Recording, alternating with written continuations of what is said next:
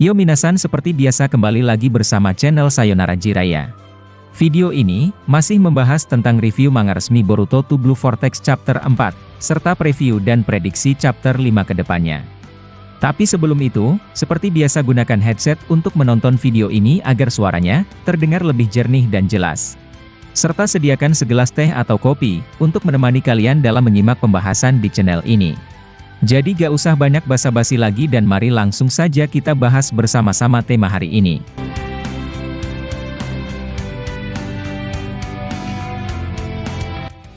Pada adegan terakhir di video part ke-70 kemarin, pertarungan Boruto melawan Shinju telah dimulai. Rencana ini merupakan hal yang telah dikatakan oleh Kashin Koji sebelumnya. Jadi, tidak ada cara lain bagi mereka untuk menyelamatkan Sasuke selain bertarung melawan 4 Shinju tersebut. Kemarin, mereka telah saling bergesekan antara satu sama lainnya. Nah sekarang, mari kita lanjut pembahasannya pada video part ke-71 ini. Adegan pertama dimulai dengan momen serangan Boruto, yang mampu diatasi oleh Shinju versi Jigen atau Ishiki. Boruto sontak terkejut karena dirinya datang menyerang secara mendadak dan menargetkan titik buta Shinju itu. Ternyata, Boruto memiliki sebuah firasat jika mata rinnegan mereka berdua, sepertinya terhubung antara satu sama lainnya. Koji lalu menyambung ucapan Boruto dengan berkata, itu berarti, mata wanita itulah yang melihat kau menyerang rekannya. Boruto kemudian menjawab, itulah yang kupikirkan dan jika demikian, maka ini akan menjadi pertarungan yang sulit. Kita harus memisahkan mereka berdua, agar dapat mendaratkan serangan tanpa sia-sia. Nah seperti yang kalian ketahui, 4 Shinju itu merupakan bentuk evolusi dari monster ekor 10.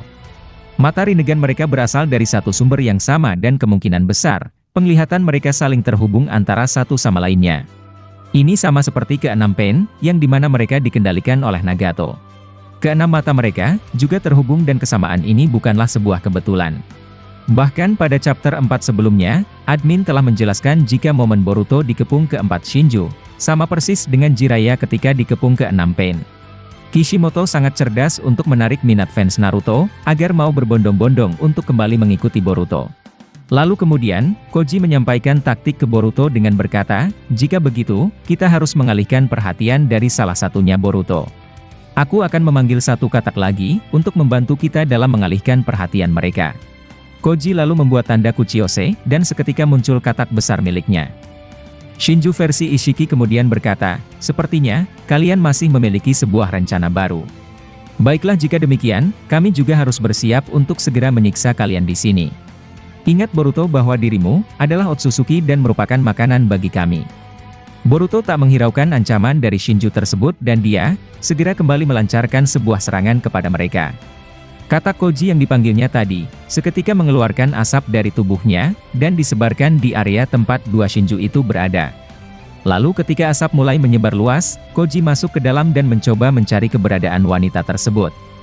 Dia berencana membawa wanita itu masuk ke dalam perut katak miliknya. Sementara Boruto mencoba menyerang Shinju versi Ishiki dari jarak yang dekat. Dengan menggunakan pedangnya, Boruto maju dan melompat ke arah Ishiki kedua itu. Boruto berharap bahwa Koji bisa membawa wanita tersebut terpisah dari Shinju versi Ishiki. Lalu kemudian, adegan berpindah dan memperlihatkan seorang Kode yang sedang memikirkan tentang kegagalannya. Dengan wajah cemberut Kode kemudian berkata, sebenarnya, mengapa Jubi dapat berevolusi menjadi 4 orang itu? Aku masih tak habis pikir jika Jubi dapat melepaskan kendali dan bahkan memiliki kecerdasan yang membuatnya berubah menjadi mereka. Sekarang, langkah Boruto akan semakin sulit, bahkan jika aku tak ikut mencarinya. Para monster bajingan itu pasti ingin langsung memakan Boruto, serta membuat kegaduhan di tempat-tempat yang lain. Jika mereka ingin mengambil kembali semua cakra pada manusia, maka planet ini kemungkinan besar akan segera hancur.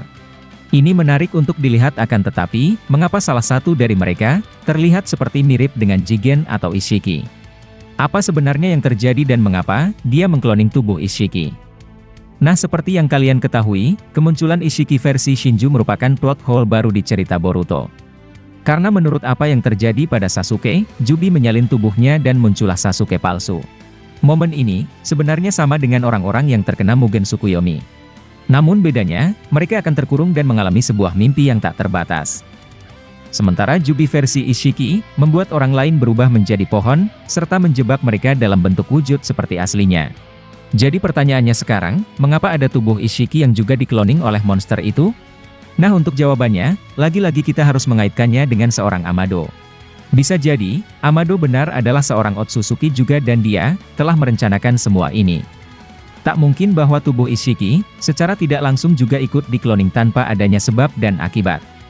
Padahal yang kita tahu, Ishiki tampak baik-baik saja dan tidak pernah sekalipun bermasalah dengan Jubi kecuali menyerap cakranya.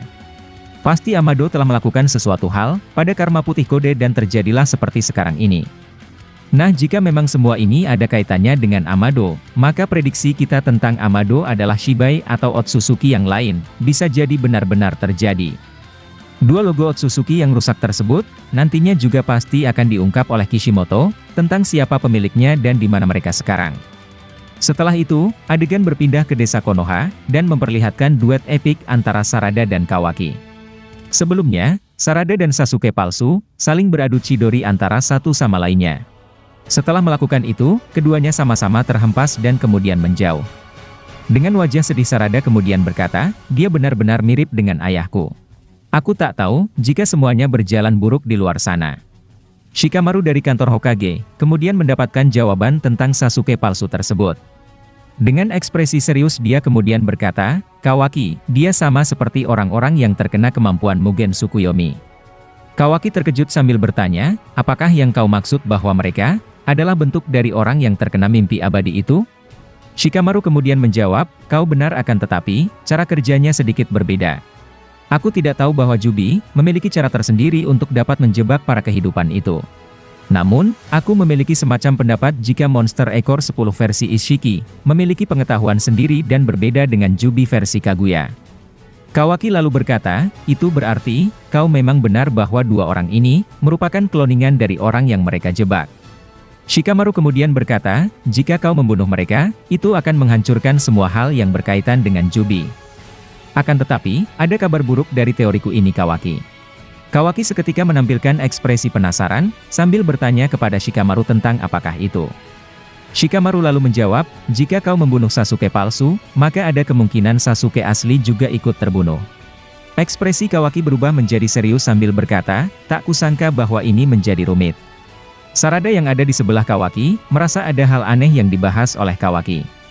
Dia kemudian bertanya, hei Kawaki, apa yang diucapkan oleh Hokage ke-8? Kawaki lalu menatap mata Sarada sambil berkata, kita akan sulit membunuh salah satu dari Shinju tersebut Sarada. Sarada kemudian heran, dan menayangkan tentang apa yang Kawaki maksud. Kawaki lalu menjawab, jika kita membunuh Shinju yang mirip seperti ayahmu, ada kemungkinan bahwa dia akan mati juga. Sarada terkejut sambil berkata, itu tidak mungkin Kawaki dan aku, tentu tidak akan menerimanya. Kawaki lalu berkata, aku juga berusaha untuk tidak menyentuh ayahmu Sarada dan ini, masih sebatas perkiraan dari Tuan Hokage ke-8. Nah seperti yang kalian ketahui, admin berpendapat jika Sasuke palsu itu mati terbunuh, kemungkinan efeknya membuat Sasuke asli juga ikut mati. Lalu kemudian, adegan beralih kepada seorang Boruto, yang saat ini sedang melancarkan serangannya. Di tengah asap yang mengepung mereka berempat, Koji dan Boruto bersiap memisahkan dua Shinju tersebut. Ketika Koji mencoba memindahkan Shinju wanita ke perut kataknya, tiba-tiba saja sebuah angin berhembus kencang di situ dan membuat asap tersebut seketika menghilang dari tempat mereka. Boruto yang sedang melancarkan serangan menggunakan pedang, tiba-tiba justru mendapat serangan balik dari Shinju itu. Ada ribuan besi hitam muncul dan langsung mengarah kepada Boruto. Boruto yang melihat itu, panik dan membuat sebuah Rasengan berskala besar, untuk diarahkan pada besi sebagai sebuah tameng. Koji yang melihatnya, sangat cemas dan langsung berteriak memanggil nama Boruto. Setelah Boruto menahannya menggunakan Rasengan, Ishiki kedua muncul di sebelahnya dan memukul Boruto. Boruto berhasil menangkisnya akan tetapi, tubuhnya tetap terjatuh ke tanah dan terpental jauh. Koji tak sempat menyelamatkan Boruto karena dia juga berhasil ditahan oleh wanita tersebut, dengan tubuhnya yang dikelilingi oleh tanah dari jurus wanita itu. Namun dengan kekuatan Sage modenya, Koji berhasil menghancurkan tanah-tanah tersebut dan kembali ke tempat Boruto. Nah seperti yang kalian ketahui, kekuatan Shinju atau Ishiki kedua, pastilah sedikit menyerupai apa yang dikuasai Ishiki. Satu telah dikonfirmasi yaitu, kekuatan yang bisa melayang di udara. Namun, admin memasukkan besi hitam juga karena pasti, kekuatan itu juga dikuasai oleh Ishiki kedua tersebut. Apalagi orang-orang seperti Pain, bisa melayang di udara karena adanya mata Rinnegan itu. Dan meskipun Boruto dan Koji terlihat siap melawan mereka, tentu para Shinju tak bisa dikalahkan dengan begitu mudah. Tidak mungkin para Shinju itu akan kalah hanya dalam waktu satu chapter saja. Kemudian, adegan memperlihatkan Boruto yang merasa sedikit sakit setelah terkena pukulan Shinju itu. Koji datang sambil berkata, "Kau harus hati-hati dan harus memperhatikan segala hal tentang orang itu. Dia kloningan Ishiki dan pasti, dia sedikit memiliki kekuatan besi hitam seperti tadi." Boruto kemudian menjawab, "Ini benar-benar muak karena kita harus tertahan oleh orang seperti mereka." Koji lalu berkata, "Tapi ingat bahwa mereka merupakan kunci untuk menyelamatkan Sasuke. Tapi dengan kekuatan mereka, kita sepertinya harus bekerja sama dengan Kawaki. Hanya itu, satu-satunya rencana besar kita untuk mengalahkan mereka." Boruto. Nah, ketika mereka berbincang-bincang, Momoshiki atau Momo-chan berbicara kepada Boruto dari dalam dirinya. Dengan ekspresi serius Momo kemudian berkata, "Hei bocah, sepertinya kau harus menghentikan sikap gengsimu itu. Lawan yang kau hadapi adalah pohon dewa dan mereka memiliki tambahan kekuatan dari orang-orang yang mereka makan. Tanpa karma dariku, kau tak akan bisa menang melawan mereka." Boruto kemudian berkata, "Sudah kubilang jika aku tak ingin menggunakan kekuatan dari Momoshiki." Momo lalu tertawa sambil berkata, "Sikap keras kepalamu itu akan membuat orang-orang di sekitarmu berbahaya. Meskipun aku menginginkan penderitaanmu bertambah, tapi aku juga tak ingin melihatmu mati karena mereka. Jika kau mati, maka aku juga akan mati di tubuh bocah yang bodoh sepertimu." Nah, seperti yang kalian ketahui, saat ini Boruto belum ingin menggunakan kekuatan dari Momo-chan. Akan tetapi, Momo pasti selalu memaksa Boruto untuk dapat menggunakan kekuatan karma miliknya. Nah, makanya pada video ini, admin menjelaskan jika nantinya, Boruto akan tetap kesulitan melawan 4 Shinju tersebut. Lalu bagaimana dia bisa menyingkirkan mereka? Yakni Boruto harus menggunakan kekuatan karma milik Momoshiki Otsutsuki. Atau, dia harus mengaktifkan kekuatan mata Jogan miliknya, yang sampai hari ini belum diperlihatkan oleh Masashi Kishimoto. Lalu setelah momen tersebut, adegan ternyata tiba-tiba telah berakhir di sini. Untuk kelanjutannya, kita akan membahasnya pada video part ke-72 nantinya. Mungkin itulah informasi kali ini yang dapat admin sampaikan kepada kalian semua. Masih banyak prediksi atau hal-hal yang akan terjadi ke depannya, yang bakalan kami bahas tuntas di channel ini. Dan jika kalian suka dengan pembahasan teori maupun fakta di channel kami, jangan lupa untuk selalu stay menunggu dan selalu berlangganan.